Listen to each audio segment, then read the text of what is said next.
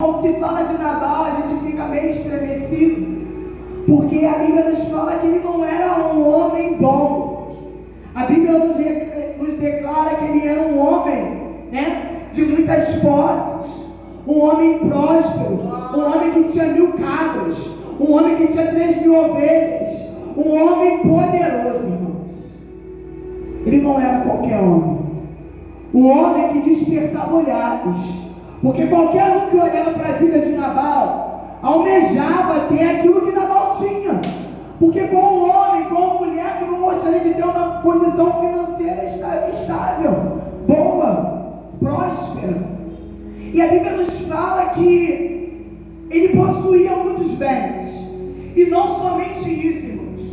Nabal era um homem privilegiado, bem-aventurado, porque além de muitas posses, ele tinha um bom casamento. Agora você imagina uma mulher bonita, porque a Bíblia fala isso, que ela era uma mulher formosa, Abigail, e não somente formosa, mas era uma mulher de um bom entendimento. Para você ser mais claro, era uma mulher sábia, uma mulher que sabia edificar a sua casa, porque a Bíblia fala que quando a mulher é sábia, a casa ela é edificada. Então você imagina que aquele homem ele era cercado de muitas coisas boas. A Bíblia vai nos relatando sobre as qualidades daquela mulher. Mas porém, quando ele entra para falar de Nabal, a Bíblia é bem clara que fala que ele era um homem duro e maligno nas suas obras. Quando se fala de uma pessoa de um coração endurecido, é alguém que perde a capacidade, irmãos, de ser tratável. Quando se fala de alguém endurecido, se fala de alguém obstinado, alguém que é arrogante, alguém que tem dificuldade de obedecer, de submeter, de ouvir, mas ainda assim, a Bíblia fala que ele estava cercado por esses bens, por essa mulher. E o engraçado é que ele não era somente uma pessoa dura de coração. A Bíblia é bem clara, a palavra é bem clara, falando que ele era maligno. Quando se fala de malignidade vindo de uma certa pessoa, se fala de uma pessoa que é egocêntrica, uma pessoa que é insensível, uma pessoa que não tem gentileza, que não tem afeto. Era um homem, irmãos, que qualquer um que olhava na rua vendo ele passar, admirava, invejava, porque ele era um homem cercado de muitos bens. E não somente isso, a Bíblia é bem clara que ele era da família, da genealogia de Caleb. Então, ele vem de uma família, ele vem de uma linhagem que tem uma história. Porque quando se fala de Caleb, todo mundo que tem familiaridade com a Bíblia sabe que Caleb foi um homem que espiou a terra, sabe que foi um homem que também tomou e invadiu a terra, sabe que também foi um homem que já estava com 85 anos, falou que tinha a mesma disposição de voltar lá para tomar a terra novamente. Então eu não estou falando de qualquer homem, eu estou falando de um homem que tem história. Caleb morreu, deixou uma história, mas ainda assim, Nabal conhecia essa história. Então, irmãos, ele tinha exemplo. Ele tinha exemplo. Ele tinha exemplo não só dentro da sua casa, da sua família, mas ele tinha exemplo dentro da casa dele. Porque ele tinha uma mulher sábia, e essa mulher sábia, com certeza, aconselhava, direcionava. Porque todo homem que tem uma mulher sábia, irmãos, ele está cercado pela misericórdia de Deus. Porque sabemos que, independente daquilo que você é, ou daquilo que você gostaria de ser, Deus, Ele nos dá a oportunidade de sermos pessoas melhores. Então eu posso ver o amor de Deus, ainda que ele era mau, ainda que ele era com o coração endurecido, mas a gente consegue ver a misericórdia de Deus na vida desse homem. O problema é quando nós não valorizamos, quando nós não enxergamos a misericórdia e o amor de Deus. Porque ainda que ele veio de uma linhagem boa, se ele escolheu ser ruim, foi uma escolha dele. Então eu quero falar nessa noite, abrir um parênteses, que você só escolhe ser ruim se você quiser. Porque Deus a todo momento nos dá a oportunidade de vivermos coisas extraordinárias. Aleluia. Porque todo mundo aqui tem um passado. Aqui foi falado o irmão Júnior aqui que louvou, e glorificado seja o nome do Senhor da tua vida, irmãos. Porque aqui todo mundo vem de um passado, todo mundo vem de uma história triste. De repente você vai falar assim: ah, mas missionário, eu tinha uma vida boa. Não existe vida boa sem Jesus. Não existe alegria sem Jesus. Não existe paz sem Jesus. A Bíblia é bem clara que a paz que o mundo dá não se compara que a paz que excede todo entendimento, só quem dá é Jesus. E engraçado que esse homem de muitos bens, a Bíblia é bem clara que ele se disponibilizou para estar no Carmelo, tosqueando as suas ovelhas. Era um homem que cuidava dos seus bens. E muitas das vezes nós somos assim. Nós cuidamos daquilo que nos proporciona o prazer, que é o dinheiro. Quem não gosta de dinheiro? Mentira, todo mundo gosta de viver bem, de ter uma estabilidade financeira. Era um homem que tinha muitos empregados, mas ele mesmo saía para cuidar das suas ovelhas, porque ele sabia que ao tosquear as suas ovelhas, ele traria não somente um alívio por conta do calor, mas traria também a mobilidade para aquelas ovelhas se movimentar. E não somente isso, irmãos, quando se tosqueia a ovelha, está tirando o excesso para que não haja parasita. Então aquele homem ele tinha cuidado, mas ele tinha cuidado com o bicho, ele tinha cuidado com o animal, porque quando se falava de humanidade de pessoas, ele não queria saber, ele não queria ter contato. E triste que não tem muitos assim no nosso meio hoje, que se preocupa somente com seus ideais. Às vezes a gente repara um irmão que veio com tênis ou uma calça rasgada, mas a gente é incapaz de tirar das 5, 10 calças do nosso armário e abençoar aquele irmão. A gente aprendeu a pregar, nós aprendemos a evangelizar, nós aprendemos, não é verdade, a ganhar almas lá fora, mas é a nossa alma dentro. E a nossa família, como é que está a nossa família hoje? Porque aquele homem era um sacerdote dentro daquele lar.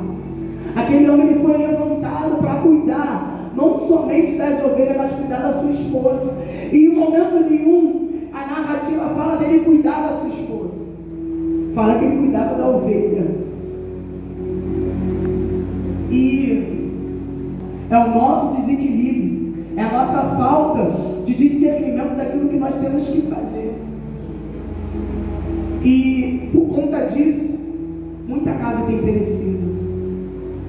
Por conta daquilo que a gente aprendeu. Porque falar da palavra de Deus é muito fácil. Agora, viver a palavra de Deus a cada dia é muito difícil. Tu pode estar 10, tu pode estar 15, tu pode estar 20 anos. Mas se você não se alinhar dentro da palavra, não obedecer a voz de Deus, irmão, você está fora. Tu pode ganhar o mundo todo e perder a tua alma. E hoje, eu falo hoje, porque no século 21, irmãos, temos visto muitas coisas. Temos visto aonde pessoas têm se tornado insensíveis. O homem perdeu o seu lugar dentro da tua casa, hoje está uma bagunça, uma desordem, não por conta daquilo que o homem quer, não. Mas às vezes a gente, por querer evitar certos tipos de conflito, nós acabamos cedendo. Aonde o Senhor está nos chamando para um posicionamento. Porque é necessário nós se posicionarmos diante nesse século XXI que está tudo sendo normal. A malignidade está sendo normal. O coração duro está sendo normal. E o que nós estamos fazendo por conta disso? É hora de nós começarmos a refletir, porque Jesus está voltando. Agora eu te pergunto, é uma palavra difícil, dura é. Eu sei que é. Mas está na hora de nós se despertarmos. Porque eu sou costela, irmãos. Que a cabeça são vocês. Vocês são a autoridade. E não adianta, ainda que o mundo tenta mudar isso, não vai conseguir, porque se nós estamos pautados na palavra de Deus, nós temos que ser obedientes à palavra. Nós temos que viver a palavra. Então eu digo para vocês, em nome de Jesus, vamos para cima. Vamos reagir, vamos se movimentar. Porque eu vejo que muitos jovens estão se perdendo hoje.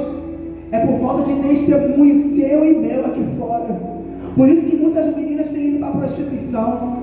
Por isso que muitos jovens têm procurado o vício da maconha, da cocaína, da bebida. Porque é uma forma de trazer uma instabilidade psicológica. Hoje você vê tantos jovens perturbados, angustiados, depressão, ansiedade. Na nossa época não era assim, irmãos. Na nossa época não tinha esse problema. Ou vocês se lembram de um problema de ansiedade? Eu estou com 45 anos. Se eu ficasse com muito nervosinho, meu pai pegava o chinelo na hora e acabava. Logo o nervoso passava. Eu não estou descartando de maneira alguma os problemas que acontecem psicológicos, não. Porque o diabo está vindo com força. O problema é que nós estamos aceitando isso dentro da nossa casa. E falamos que ele não é dele. Não é dele, não nasceu com ele. A escolha de ser vem de nós mesmos. Quem escolheu foi ele. Quem escolheu ser ruim, ser egocêntrico, ser maligno foi ele. Porque exemplo ele tinha. Não somente dentro da sua parentela, mas com a sua esposa dentro de casa. Eu sei que mulher fala muito. Mulher todo momento quer discutir relação. Mulher reclama porque está calor. Mulher reclama porque o gás acabou. Mulher reclama das crianças. Mas se vocês, homens, não tiverem paciência por nós, mulheres, fica difícil. A convivência fica difícil. E hoje nós precisamos prezar a família. Porque aí fora está sendo banalizado, irmãos. Toda hora eles querem colocar algo, inserir algo, para nós aceitarmos e ficar tudo tranquilo. Onde a palavra nos ensina que é homem e mulher e ponto final. O que vem disso é procedência maligna do inferno. Mas ainda assim, nós entendemos que o mundo jaz do maligno. E se nós nos despertarmos para a obra que o Senhor tem nas nossas vidas, porque não é sobre placa de ministério e igreja, é sobre a obra de Deus na face da terra. Porque quando nós começarmos a descartar esse negócio de placa, de opinião, de doutrina, as coisas vão fluir muito melhor. Não é quem é da Assembleia, quem é da Presbiteriana, quem é da Deus e Amor, não tem nada disso, irmãos. É Jesus.